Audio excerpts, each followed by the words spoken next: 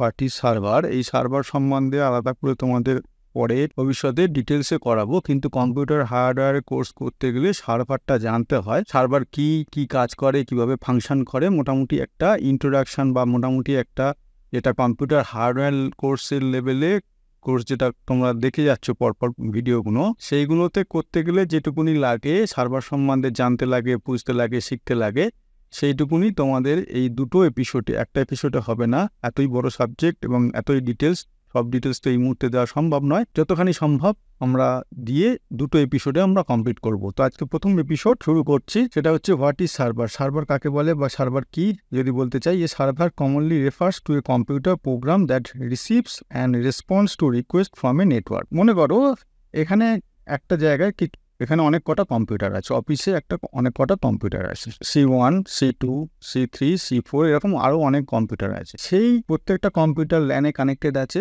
এবার সেই কম্পিউটারগুলো যদি একটা মেন এরকম কোনো কম্পিউটার থাকে যে আলাদা করে সেই কম্পিউটারটা তার কিছু আলাদা করে ফাংশন আছে, সেই ফাংশনগুলো সে মেনটেন করে, এবং এই যে C1, C2, C3, C4 মানে যেগুলোকে ক্লায়েন্ট কম্পিউটার বলে, বা ইউজার যেগুলো আমরা কম্পিউটার সাধারণত ইউজ করি বিভিন্ন ডিপার্টমেন্টে, অ্যাকাউন্টস, HR, এটা ওটা ইউজ করি, তাদের কোনো না কোনোভাবে সাহায্য করে। কোনো না কোনোভাবে কী বলতে কী বোঝায় সেটা আমরা একটুখানি পরে আসছি।